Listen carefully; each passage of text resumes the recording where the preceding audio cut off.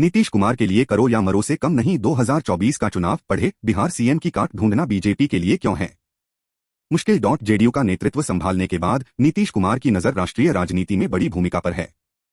वह हिंदी पट्टी के उन चुनिंदा नेताओं में से हैं जिनके पास लंबा राजनीतिक अनुभव है। उनके 4 दशक से अधिक के राजनीतिक करियर में कोई दाग नहीं है।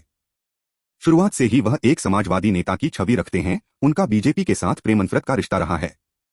उन्होंने कई मौकों पर वामपंथी दलों और कांग्रेस के साथ भी गठबंधन किया है। ऐसे कई फैक्टर नीतीश के पक्ष में हैं।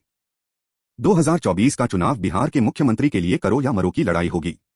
नीतीश कुमार इंडिया गठबंधन में एक बड़ी भूमिका की तलाश में हैं और एक समय में कई राजनीतिक जिम्मेदारी उठाने के लिए तैयार हैं।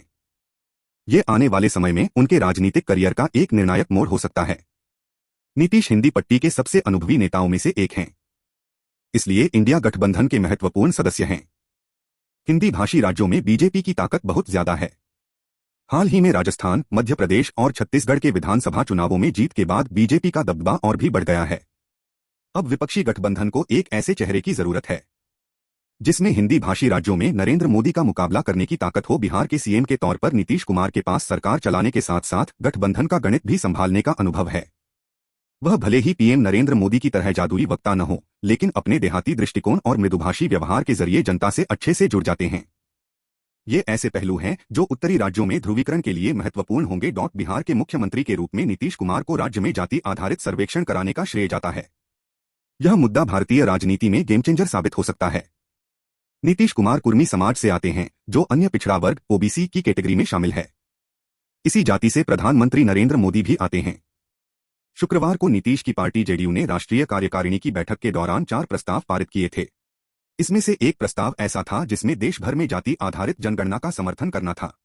यहां तक कि कांग्रेस, जो कि बिहार में नीतीश की सहयोगी पार्टी है, वह भी जाति आधारित जनगणना का समर्थन कर रही है। बीजेपी और इन पार्टियों से भी नीतीश के अच्छे समीकरण। अटल बिहारी वाजपेयी की सरकार के समय से ही, जब नीतीश कुमार उनके कैबिनेट सहयोगी थे, तब से उनके बीजेपी के कई नेताओं के साथ अच्छे संबंध थे। बिहार में भी नीतीश ने बीजेपी की मदद से 1 दशक से ज्यादा समय तक सफल सरकार चलाई। अब जब पिछले कुछ वर्षों में पार्टी के साथ उनके समीकरण खराब हो गए हैं, तब भी उनके भाजपा के कई वरिष्ठ नेताओं के साथ अच्छे संबंध हैं। न केवल भाजपा, बल्कि पंजाब में अकाली दल और हरियाणा में इंडियन नेशनल लोक दल (INLD) जैसे उसके कई औपचारिक सहयोगियों के भी अच्छे राजनीतिक संबंध हैं। ऐसे में अगर विपक्षी गठबंधन को कुछ सहयोगियों की जरूरत है, तो नीतीश एक कनेक्टिंग फैक्टर साबित हो सकते हैं।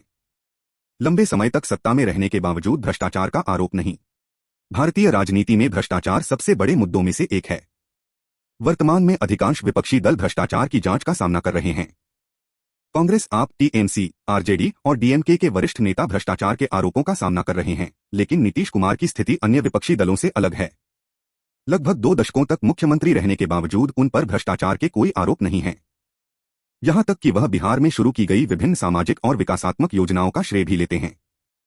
हालांकि मुख्यमंत्री के रूप में उनके पिछले 2 कार्यकाल कुछ विवादों से घिरे रहे हैं, फिर भी वे अपनी छवि साफ रखने में कामयाब रहे हैं। नीतीश के पाला बदलने को विरोधी करते हैं टारगेट। नीतीश कुमार को उनके राजनीतिक विरोधियों द्वारा भारतीय राजनीति में सबसे बड़े अवसरवादियों के रूप में विश्लेषित किया जाता है, जो सुविधा के अनुसार अपना पाला बदल लेते हैं। यह कई लोगों के लिए एक नकारात्मक गुण हो सकता है, लेकिन यही एक गुण है जो उन्हें सफल भी बनाता है।